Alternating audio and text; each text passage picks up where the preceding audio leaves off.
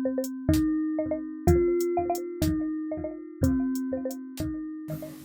selamat malam. Perkenalkan, saya Hijrawati, berasal dari Provinsi Gorontalo, delegasi dari Kesatuan Pelajar Mahasiswa Indonesia Parigi Mutong. Nah, pada malam hari ini tentunya saya tidak duduk sendiri.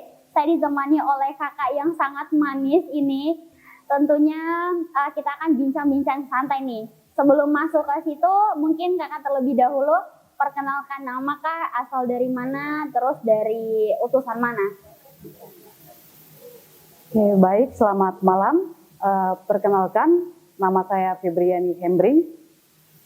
Saya asal dari Papua. Saya mewakili organisasi perempuan adat Namblong.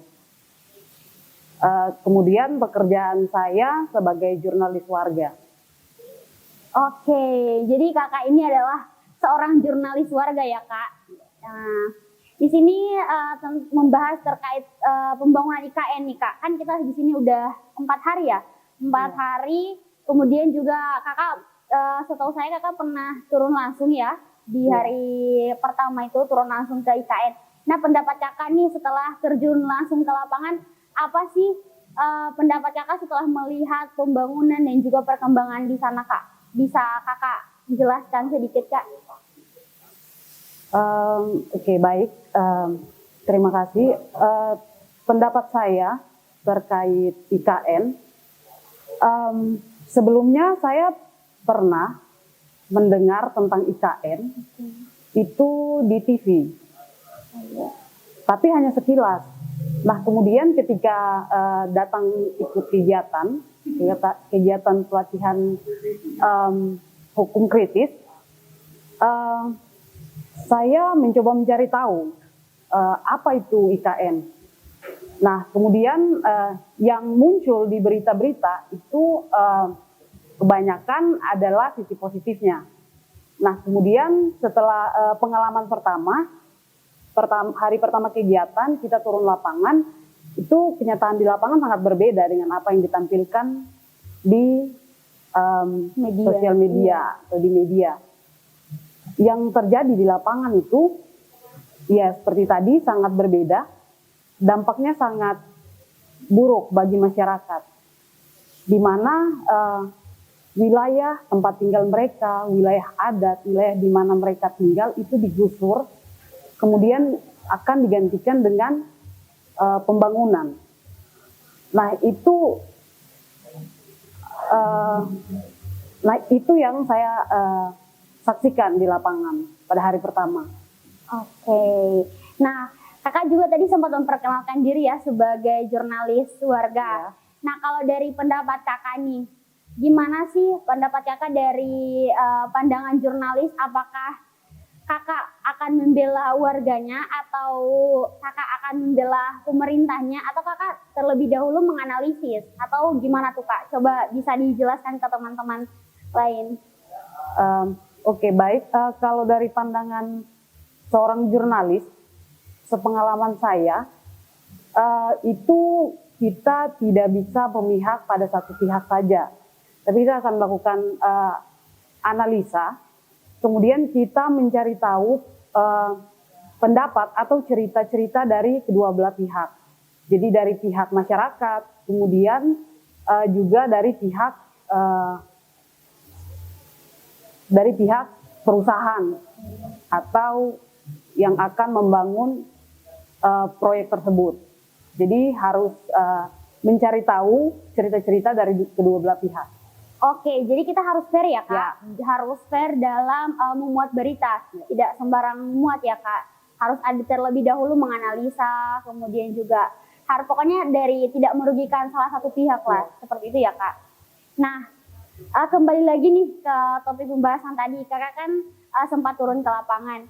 Nah, adakah upaya-upaya dari masyarakat atau penolakan mereka tentang pembangunan IKN ini? Atau mereka ya udah terserah deh, mau bangun juga nggak apa-apa, atau gimana tuh kak? Berdasarkan pengalaman hari pertama kita ke sana, itu masyarakat menolak kehadiran IKN tersebut. Kenapa? Karena kehadiran IKN tersebut menggusur ruang hidup mereka, sehingga mereka berdiri berjuang untuk memperjuangkan tempat tinggal mereka, karena sebagian besar sudah digusur. Kemudian ada juga pelebaran sungai. Nah, itu mengakibatkan penggusuran rumah-rumah warga. Kalau di daerah kakak sendiri ada nggak masalah yang sama seperti yang terjadi di IKN ini? Kalau di daerah saya di Papua, khususnya di suku Namblong, itu kami juga mengalami masalah yang sama. Itu tentang konsesi sawit, perusahaan kelapa sawit, perusahaan kelapa sawit. Jangan sebut merek ya, Iya. Kak, nanti. Oke. Sebut aja perusahaan. Ya, perusahaan Oke. kelapa sawit itu modelnya sama. Mereka datang hanya mengumpulkan 1-2 orang, kemudian meminta tanda tangan, lalu melakukan pembukaan lahan di sekitar tempat tersebut. Iya. Terus, Kak. Kemudian dampak dari pembukaan lahan itu sangat besar karena di lahan tersebut itu terdapat tempat keramat, kemudian kawasan hutan tersebut itu merupakan kawasan hutan perbatasan ya antara tempat tinggal kami, suku kami dengan laut. Jadi jika mereka membuka hutan tersebut, mereka menggusur hutan tersebut, maka air laut itu akan masuk ke daerah kami. Makanya oleh sebab itu kami melakukan perlawanan atau untuk membelah hak kami. Dengan cara apa tuh, Kak, perlawanannya? Perlawanannya kami sudah sampai tahap menuntut ke Pihak yang ini ya, pihak yang bertanggung ya. jawab ya. Kemudian proses terakhirnya itu sudah sampai pada pencabutan izin usaha. Oke. Jadi Bupati sudah mencabut izin usaha perusahaan tersebut, namun sampai saat ini perusahaan tersebut masih beroperasi di atas tanah adat kami. Jadi IKN ini bukan satu-satunya masalah ya yang terjadi di Indonesia, melibatkan antara masyarakat, pemerintah, dan juga perusahaan-perusahaan yang membangun usaha mereka di wilayah tersebut. Tapi mungkin IKN ini adalah masalah negara, Kak. Udah dampaknya itu mungkin dampaknya itu se-Indonesia, Kak. Se-Indonesia Raya, bukan hanya di daerah tersebut.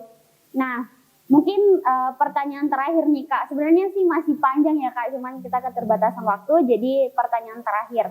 Nah, apa sih pandangan Kakak tentang, mohon maaf, maksudnya apa sih solusi yang nantinya akan Kakak tawarkan kalau misalnya dipertemukan dengan pemerintah? Adakah solusi yang ingin Kakak sampaikan atau yang ingin Kakak tukarkan dengan pemerintah? Mungkin bisa dijawab, Kak. Menurut saya, solusi yang bisa saya sampaikan adalah bahwa masyarakat sebenarnya tidak menolak hadirnya pembangunan. Namun, pembangunan tersebut tidak boleh menggusur hak hidup milik masyarakat adat. Boleh membangun, tetapi tidak boleh menggusur atau menghilangkan masyarakat adatnya. Jadi saran saya, mungkin pihak IKN boleh melihat wilayah-wilayah mana saja yang boleh dibangun. Jadi wilayah tempat tinggal masyarakat itu tidak boleh disentuh, karena kalau disentuh mereka akan kemana lagi? Karena berdasarkan pengalaman waktu kita turun lapangan, salah satu narasumber mengatakan bahwa jika tempat tinggal mereka digusur, mereka akan dibayar. Namun bayaran itu tidaklah banyak. Jadi ketika mereka dibayar, uang itu tidak cukup untuk membeli tanah di tempat lain. Jadi ketika tempat tinggal mereka digusur, mereka akan kemana? Nah itu menjadi kekhawatiran masyarakat di Pemaluan juga, karena mereka berpikir bahwa ketika tempat tinggal mereka digusur, dan pasti kedepannya mereka akan tinggal di bawah kolong jembatan atau di mana tempat yang tidak layak lah bagi mereka karena tempat tinggal mereka sudah digusur. Dampak positif dan juga dampak negatif. Dampak negatif seperti yang tadi sudah disampaikan. Kalau dampak positif itu menurut saya pemerintah bisa menawarkan lapangan kerja bagi masyarakat adat di situ. Misalnya ketika melakukan pembangunan tidak perlu mengambil karyawan atau orang kerja dari tempat lain, tapi bisa memanfaatkan warga di situ, sehingga itu bisa menambah ekonomi mereka. Nah, mungkin hanya itu karena keterbatasan waktu. Kami akhiri di sini. Selamat malam dan sampai jumpa.